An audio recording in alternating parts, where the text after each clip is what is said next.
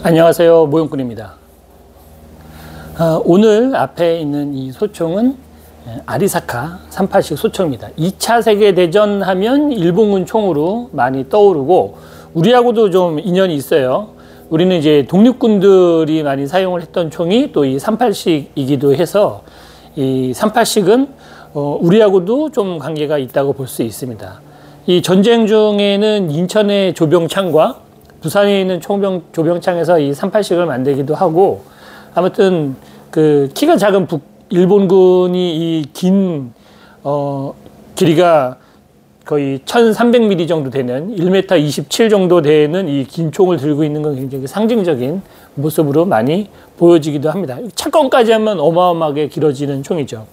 모신나강과 더불어 아주 긴 총으로 유명합니다.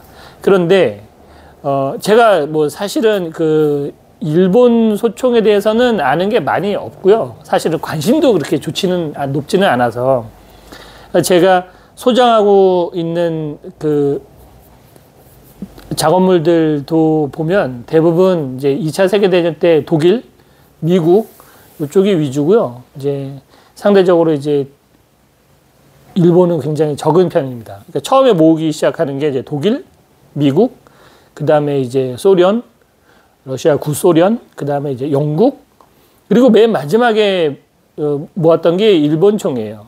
그래서 일본 총 같은 경우에는 제품도 많지 않고, 그래서 좀 소장하기가 좀 까다로운 면이 있습니다. 38식 소총은 특이하게 6.5mm 곱하기 50mm 탄환을 써요.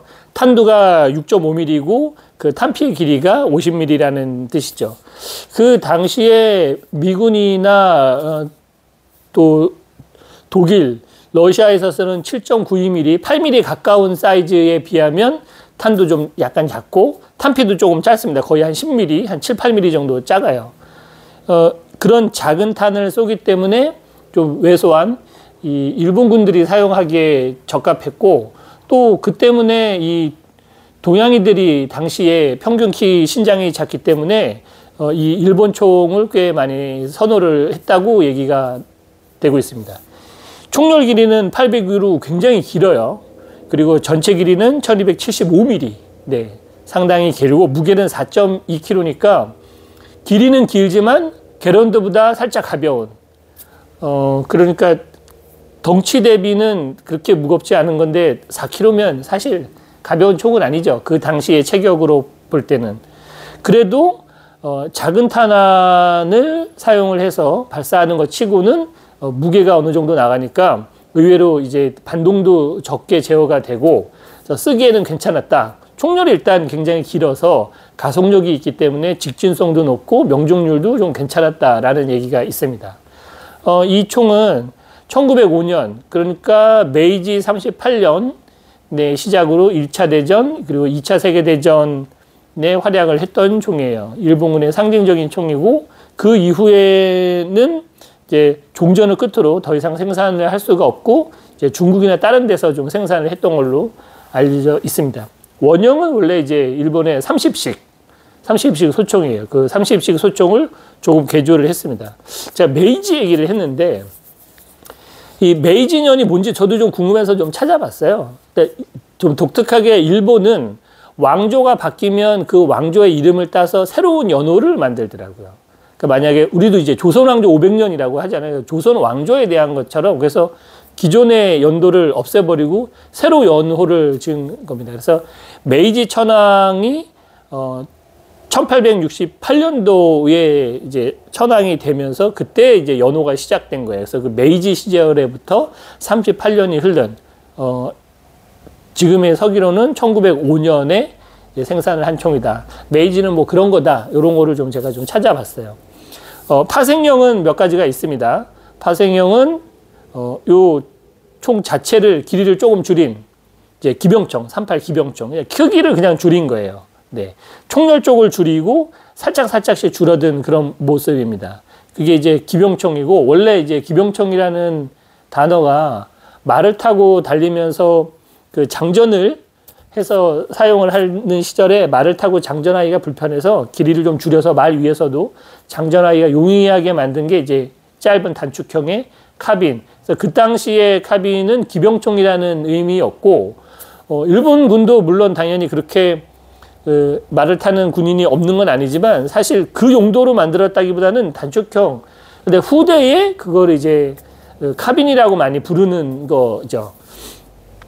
어쨌든 그 38식의 기본적으로 단축형 모델이 있고 그 38식의 스코프를 단 그 저격총, 그러니까 97식 저격총이 있고요.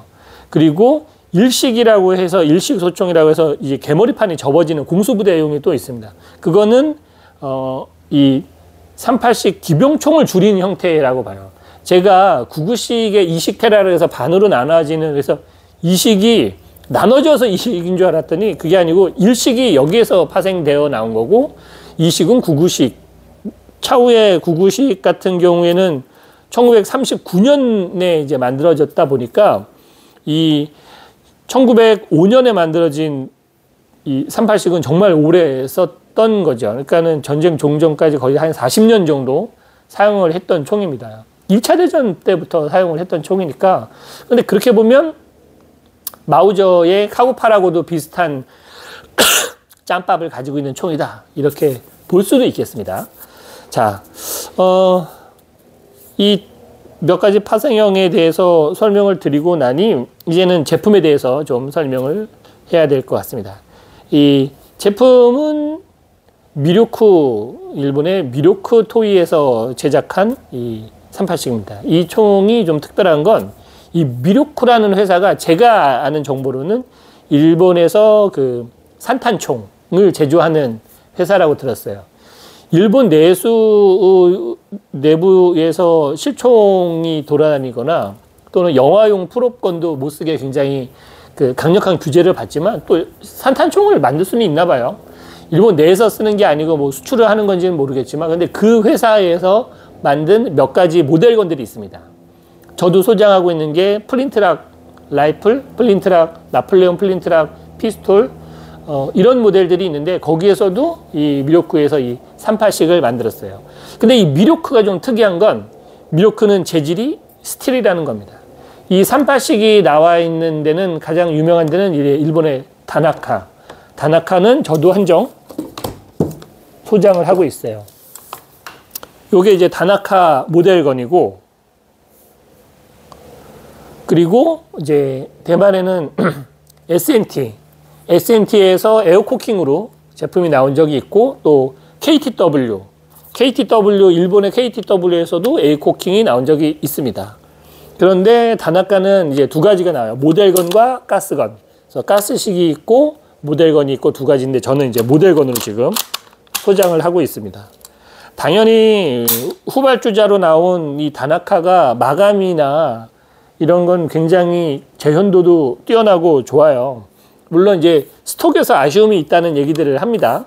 그렇지만 이 좀 다나카의 색깔이 이게 오리지널리티가 이런 건지 모르겠는데 좀 이렇게 좀 반딱반딱 약간 이렇게 태극기함 저 어렸을 때 학교에서 태극기함 만들 때 쓰던 그 뭐라 그러죠?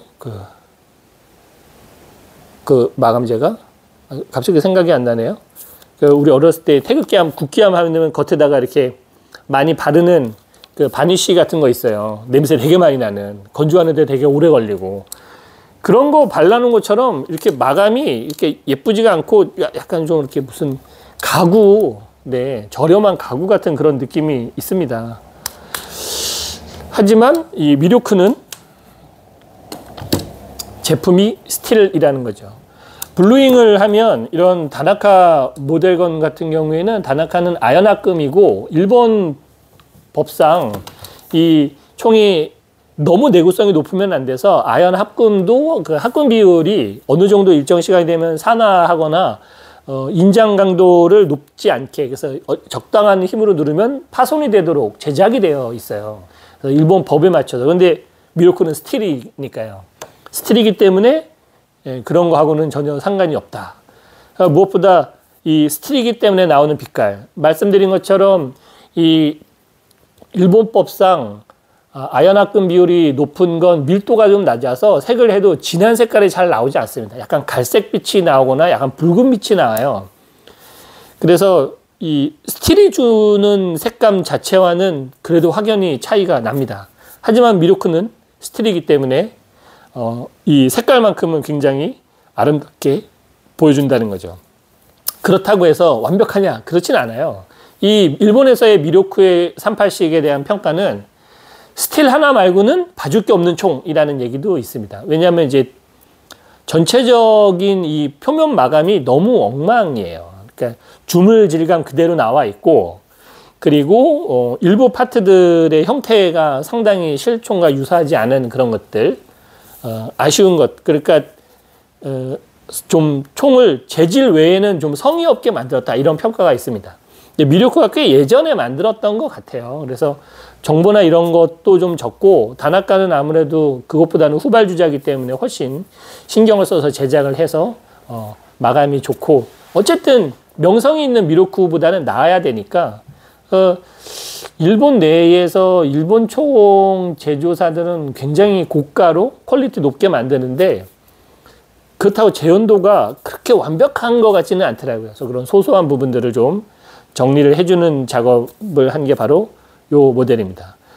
이 미로크 같은 경우에는 솔직히 저도 처음 봤을 때 꽤 실망을 했어요. 왜냐하면 마감 상태가 너무 나쁜 겁니다.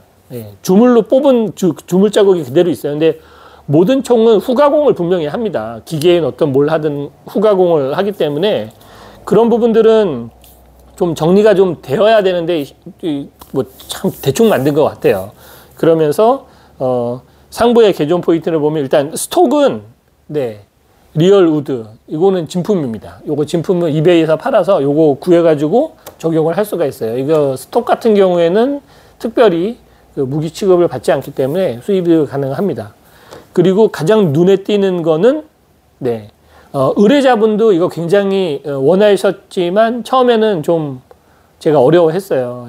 이게 워낙 가공 범위도 크고 맞추는 것도 실수를 하면 곤란하기 때문에 바로 이 더스트 커버, 먼지 덮개 부분입니다. 이 먼지 덮개 부분에 레일을, 바디에 레일이 없었어요. 그래서 먼지 덮개가 끼워지지 않는데, 제가 그 미로크 제품을 찾아보니까 먼지 덮개 레일이 달려있는 모델도 있는 것 같습니다. 후에 가공을 한 건지는 모르지만 덮개 있는 모델도 있더라고요. 근데 얘는 없었어요. 그래서 없어서 그거를 만들기 위해서는 측면에 이 홈도 좀 내줘야 되고, 그리고 그 홈을 내기 위한 자리 공간도 배치가 안 나와서 네, 좀 애를 먹었지만 저희가 레이저로 길을 내주고 그 다음에 먼지 덮개를 적용을 해서 이렇게 세팅을 하게 되었습니다.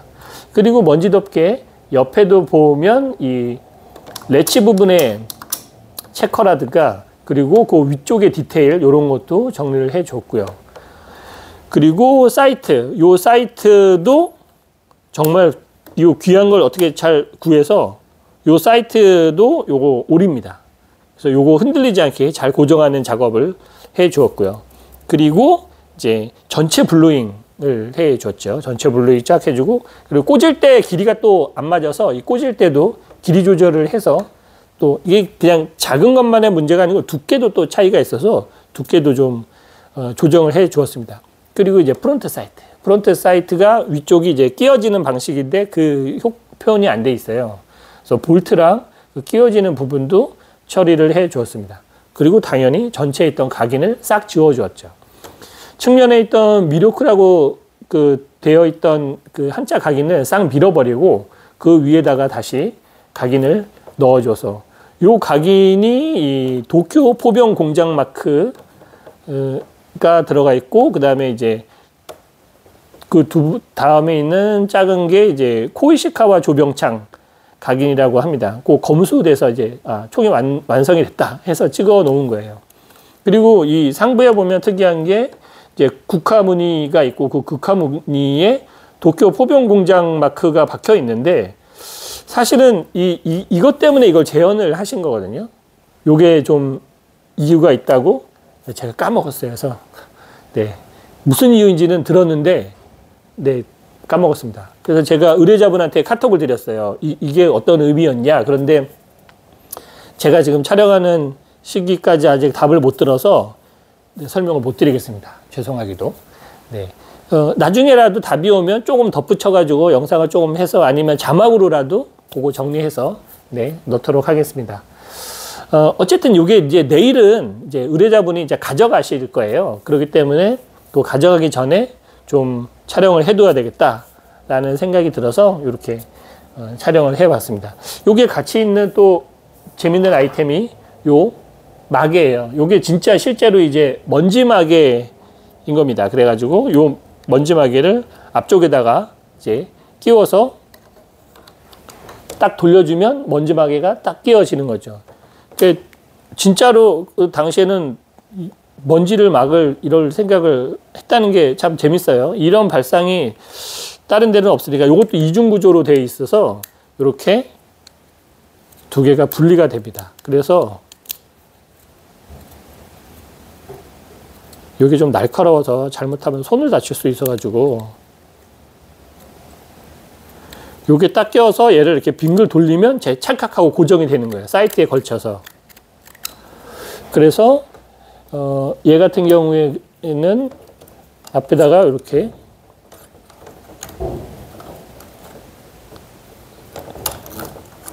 끼는 거죠. 이렇게 찰칵. 그래서 끝까지 딱 끼워지고 싹 돌리면 얘가 여기 앞에 이렇게 돌아가서 이렇게 딱 걸쳐지게 되는 겁니다.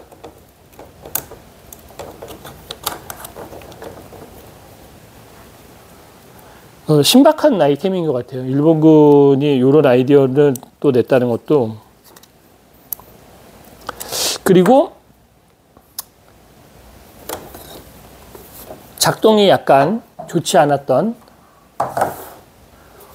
촬영 도중에 지금 카톡이 뜨는 거가 왔습니다. 설명을 좀 할 수 있겠네요. 쉘 이젝팅 세팅도 다시 해줬습니다. 더스트 커버가 들어가면서 막혀지는 것 때문에 가공이 좀 힘들었어요. 그 시간을 굉장히 많이 잡아먹었습니다. 자, 탄을 이렇게 넣고 쏘고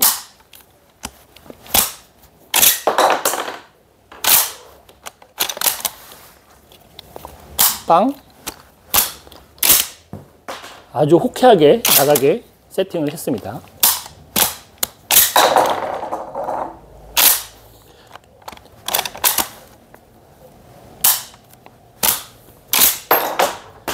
볼트드 스틸이기 때문에 아주 호쾌한 액션이 가능하죠.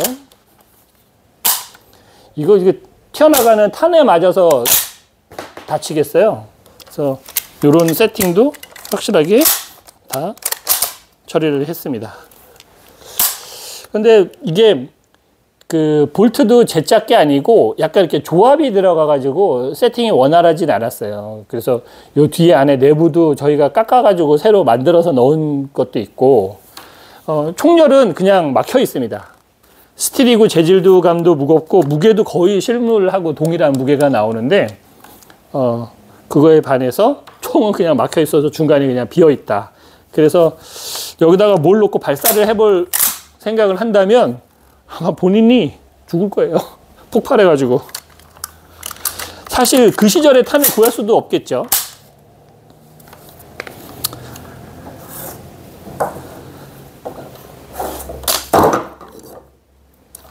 사실은 요 조금 전에 설명할 때 잠깐 언급을 했던 요 총의 저격 버전 97식 저격총도 여기에 이렇게 있습니다.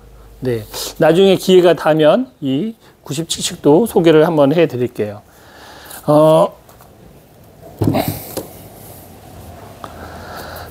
어쨌든 굉장히 귀하고 저도 처음 작업을 해본 거라 그 표면도 마감도 되게 신경을 써줬고 몇 가지 작은 파트들의 밸런스를 맞추기 위해서 꽤 공을 들이고 색깔도 되게 근사하게 잘 나왔습니다. 그래서 아주 실물감이 상당히 많이 드는 뭐 이쪽 계통의 총을 선호하지는 않지만 보니까 역시 클래식은 땡긴다. 예뻐 보이는 건 어쩔 수 없는 것 같습니다. 미료크 얘도 긁지 않은 복권이에요. 잘 긁으면 아주 대박을 칠 수 있는 워낙에 고가입니다. 예, 스틸이기도 하고 일본에서도 많지는 않아서 그런 주제에 가격은 잘 안 떨어지는 그런 물건이에요. 언젠가 기회가 닿으면 요것도, 슬링도 이렇게 빈티지 작업을 해서 만들어 넣었습니다. 언제가 기회가 닿으면 38식, 그래도 저는 아마 안 살 것 같아요. 왜냐하면 이미 다나카 38식도 있는 데다가 중복으로 여기까지 가기는 좀 그래서, 네. 그러니까 뭐랄까, 제가 아직, 일본군 총에는 마음이 그렇게 완전히 가지는 않는달까? 네.